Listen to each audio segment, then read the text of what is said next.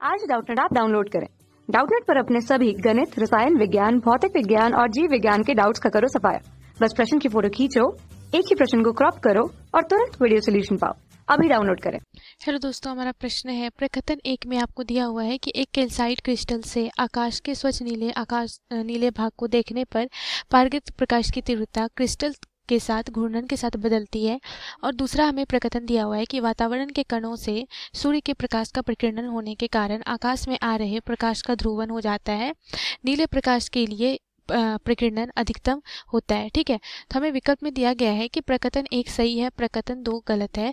दूसरा विकल्प है कि प्रकथन 1 सही है और प्रकथन 2 सही है और प्रकथन 2 प्रकथन 1 की सही व्याख्या करता है। तीसरा विकल्प है कि प्रकथन जो है वो 1 सही है और 2 भी सही है और प्रकथन जो है वो 2 कथन 1 की सही व्याख्या नहीं करता है।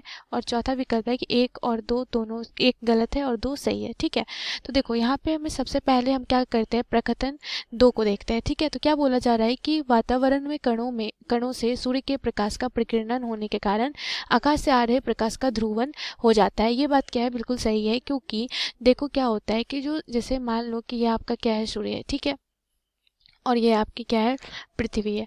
तो क्या होता है कि जब ये सूर्य जो है जब यहाँ से ये इसकी किरणें आती हैं, ठीक है, तो इनके जो जब ये आती है तो यहाँ पे क्या होता है कि आपका वायुमंडल होता है। ठीक है, और वायुमंडल में क्या होते हैं, बहुत सारे गैस के कण और आपका धूलकण मौजूद होता है। ठीक है, बहुत सारे कण होते हैं जिसके कारण आपका क्या होता है कि प्रकीर्णन जो होता है वो क्या होता है कि किसी भी प्रकाश किरण का कण से टकराने के बाद जो बिखराव होता है वही क्या होता है, प्रकीर्णन कहलाता है। ठीक है, जैसे हम लोग स्कैटरिंग कहते हैं। तो जब क्या होता है कि ये जो सूर्य से जो आती किरणें होती हैं वो क्या होती है, अध्रुवित होती है। कैसी होती है, अध्रुवित। सबसे पहले तो हम क्या समझ लेते हैं, ध्रुवित और अध्रुवित प्रकाश होता क्या है। ठीक, तो अध्रुवित प्रकाश वह प्रकाश है जिसकी विद्युत वेक्टर या फिर कह सकते हो कि कणों का जो कंपन होता है वो सभी दिशाओं में सममित रूप से होता है। ठीक है, लेकिन अध्रुवित प्रकाश जो होता है उसमें क्या होता है कि जो ये मान लो कि ये क्या है, तरंग संचरण की दिशा x दिशा में है, तो कणों का कंपन या फिर विद्युत वेक्टर जो होते हैं वह तरंग संचरण के केवल लंबवत दिशा में होते हैं। अर्थात ये जो होता है आपका ध्रुवित प्रकाश वो क्या होता है, एक दिशा में सिर्फ उसका क्या होता है, कणों का कंपन होता है। ठीक है, तो ये आपका क्या होता है, ध्रुवित प्रकाश होता है। ठीक, तो अब क्या होता है यहाँ पे देखो कि जब सूर्य से प्रकाश आती है, जब ये वायुमंडल में पहुंचती है तो यहाँ पे क्या हो जाता है, वायुमंडल के कण से टकरा करके क्या हो जाता है, इसका प्रकीर्णन हो जाता है। ठीक है, सूर्य के प्रकाश का, और प्रकीर्णन होने के कारण क्या हो जाता है, ये जो प्रकाश हो जाती है अब वो प्रकाश अध्रुवित से क्या हो जाती है, ध्रुवित हो जाती है। ठीक है, ऐसा हाइगेंस के द्वारा बोला गया है तरंग सिद्धांत में कि जब अध्रुवित प्रकाश का छोटे छोटे कणों का प्रकीर्णन होता है तो वह प्रकाश जो होती है वो आंशिक रूप से क्या होती है, ध्रुवित होती है। किस प्रकार से होती है, ये पूर्णतः ध्रुवित नहीं होती है, ये आंशिक ध्रुवित होती है। ठीक है, तो इस कारण आकाश से जो आती रोशनी होती है वो आंशिक रूप से क्या होती है, आपकी ध्रुवित होती है। ठीक है, तो ये आपका क्या हो जाता है, आंशिक रूप से ध्रुवित हो जाता है।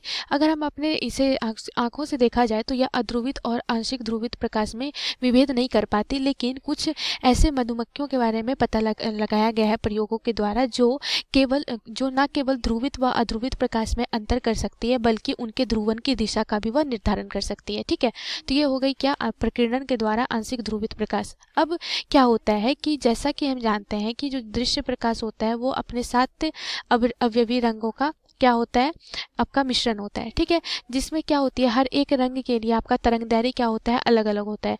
तो बैगनी रंग का जो तरंगदैर्घ्य होता है वो सबसे कम होता है और लाल रंग का तरंगदैर्घ्य क्या होता है, सबसे अधिक होता है। ठीक, तो जिस रंग का तरंगदैर्घ्य सबसे कम होता है उसका प्रकीर्णन जो होता है सबसे अधिक होता है। ठीक है, और लाल रंग का प्रकीर्णन क्या होता है, सबसे कम होता है। ठीक, इसीलिए आपने देखा होगा कि जो आकाश का रंग जो होता है वो कैसा होता है, नीला होता है। ठीक है, अब यहाँ पे ये तो हो गई आपकी प्रकथन 2 की बात। ठीक है, और यहाँ पे बोला जा रहा था कि नीले प्रकाश का प्रकीर्णन अधिकतम होता है, ये भी आपका क्या है, सत्य है। ठीक है, अब अगर आप दूसरे प्रकथन पे जाओ तो बोला जा रहा है कि अगर कोई कैल्साइट का क्रिस्टल है तो वो आकाश के स्वच्छ नीले भाग को देखने पर पारगत प्रकाश की तीव्रता क्रिस्टल के साथ घूर्णन के साथ बदलती है। ठीक है, इसका क्या मतलब हुआ कि देखो जो आकाश से जो मतलब ये जो किरणें आती हैं वो क्या होती है, वायुमंडल से प्रकीर्णन के कारण क्या हो जाती है, आंशिक ध्रुवित हो जाती है। और अगर आंशिक ध्रुवित हो गई, अगर आप इसे कैल्साइट के क्रिस्टल से गुजारो, ठीक है, कोई भी ध्रुवित प्रकाश को, ठीक है, ये क्या है आपका ध्रुवित प्रकाश है, ठीक है, और ये आपका क्या है, कैल्साइट का क्रिस्टल है। तो जैसे जैसे, और ये इसका क्या है, अक्ष है, और इसे मान लो आपने क्या किया, थीटा कोण पे घुमा दिया, ठीक है। तो ध्रुवित प्रकाश की जो तीव्रता होती है, मेलस के नियम से क्या होता है, मेलस के नियम यह कहता है, मेलस का नियम कि ध्रुवित प्रकाश की जो तीव्रता होती है वह क्रिस्टल के घुमाने के साथ, मतलब थीटा के कोण पे क्या होती है, उसकी निर्भरता होती है, ठीक है। मेलस के नियम से जैसे मान लो कि यहाँ पे आई नॉट तीव्रता है इस ध्रुवित प्रकाश की, जब यह इससे पारगमित होगी तो ये आपका मान लो कि तीव्रता आई आपको प्राप्त हुआ, तो आई बराबर क्या हो जाता है, आई नॉट कॉस स्क्वायर थीटा के बराबर हो जाता है, ठीक है।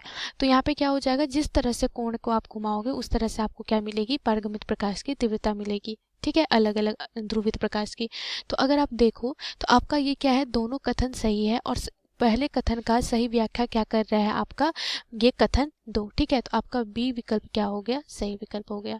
धन्यवाद। कक्षा 6 से 12वीं से लेकर नीट, IIT, JEE वो एडवांस के लेवल तक 1 करोड़ से ज्यादा छात्रों का भरोसा। आज ही डाउनलोड करें डाउटनेट ऐप या व्हाट्सएप करें अपने सारे डाउट्स 8400 400 400 पर।